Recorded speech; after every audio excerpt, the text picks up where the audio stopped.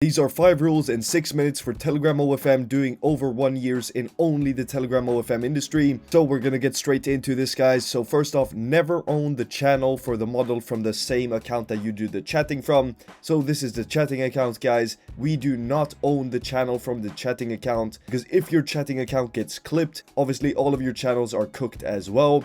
So never take that risk, because if you have a couple of thousand people in the channel and you get clipped, you're going to be pissed off. So that's an easy rule to follow. Just have another account that owns all the channels, or just have multiple accounts owning multiple channels. Next up, never buy your accounts for long-term GFE customers. So obviously you can use Axe Market, you can find very cheap Telegram accounts, and these accounts are actually very good for doing outreach en masse. So basically just spamming people. For short-term gaming customers, that's also good. And it's also good for backup accounts, because if you have an account, you can easily change the number by clicking that and then entering your own number later on if you ever get taken down. Now, why this is a bad idea for running GFE customers, aka long-term customers, is because Telegram sometimes shit tests you. So if you connect from a new IP or proxy, that might be shit tested, because if they see that one guy is in Indonesia, one is in the States, that's not going to be looking too good for Telegram. So what they do is they kick out everyone from the accounts and just let the guy who owns the SIM card reconnect it to his device. And this happens most of the times if you have a fresh account, if it's non-premium, and if they have, as I said earlier, multiple IPs on the login. Now this brings me to my next point over here. Always use Telegram Premium. So a Telegram Premium account has almost no scrutiny to it.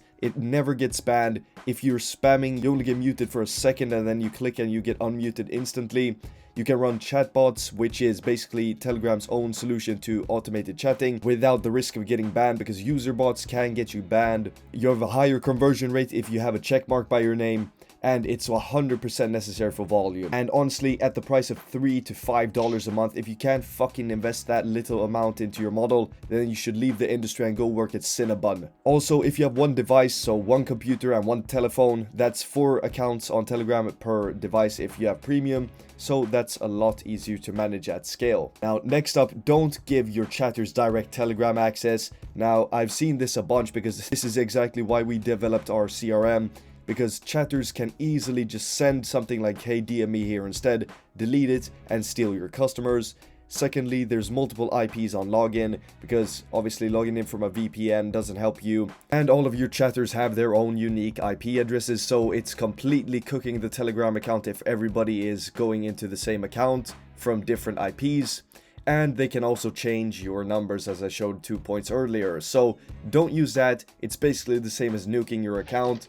And what I would recommend is only give access to the real Telegram account on a device to a manager who preferably lives in the same country or town as you, because that way it's nothing suspect for Telegram, because they see that you're basically at the same location. Now, instead of running it like this, obviously I'm going to show you how you should run it instead. So you want to run it through Quicka, and I'm just going to show you some anti-theft features and team management features.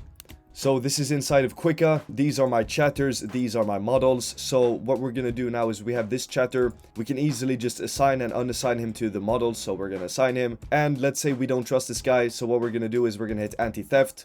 We're gonna block external links, block off platforming, or we can just allow him to see and do anything he wants, but we will get alerts when he does something suspicious. And we can also anonymize fans. So what this does is basically just scramble the names of the fans inside of Telegram, so he can never figure out their handles or their usernames. He just sees some random string of letters, and this is the best way to run it if you don't trust the chatters. Then obviously you can give him manager access if you do trust him, or however you want to run it. Then you just save it like that. And inside of Quicka, you then have the chatters log into their own chatter accounts, open the inbox, and then from inside of here, you can have the chatters easily just send pay-per-views. As you can see, I've sent a bunch here. I'm just going to send another. I'm just going to have it be pixelated for this example. I'm just going to say, hey, I'm going to set the price to 10 and just send it like that. Now this, guys, is live inside of Telegram. So once I head over to the account, you can see that this has landed here for the customers. And if you're using QuickBot, it will land with a button like that. So obviously you want to run your Telegram OFM through Quicka. It's the best and only solution really in the industry for this. So this is the only solution you want in the Telegram OFM industry. Finally, guys, I just noticed that I did the wrong numbers here. It's fine. don't use Telegram stars. Telegram stars as a concept, it's good. You know, you have Apple Pay, there's no KYC, there's no issues like that. You can get paid out every 21 days. So in general, it's a good concept, but I find it to be very limiting. We used to actually support Telegram stars on our platform, but the conversions were really low, especially for our own models. It became very low because you had a $130 pay-per-view limit, and we have whales, you know, who spend $500 and up on pay-per-views. So I don't really want to have a 130 pay-per-view limit. It really defeats the purpose. So that makes it not scalable to even 5 figures, literally. And one of the main reasons is also because customers need to deposit big bulk amounts of stars. So they open this, then they have to choose a big amount, and one pay-per-view at a time, it feels fine.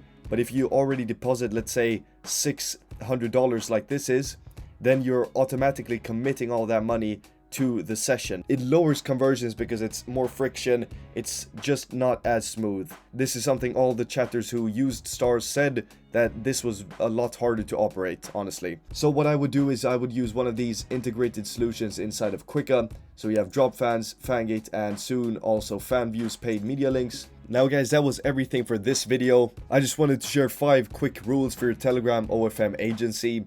Now, these tips have come after running only Telegram OFM for at least a year and doing it at least 14 hours a day, and also owning Quicka and helping everybody with a bunch of different issues. So after all those hours, these are some of the tips I thought I'd share. Now, I'm obviously gonna have to make a part 2 because there's far more to go through. I'm gonna drop that once I have time for this again. So just hit follow on Dr. Alex on YouTube and you're gonna find the next one in your feed shortly. Blow bands, blow bands, blow bands.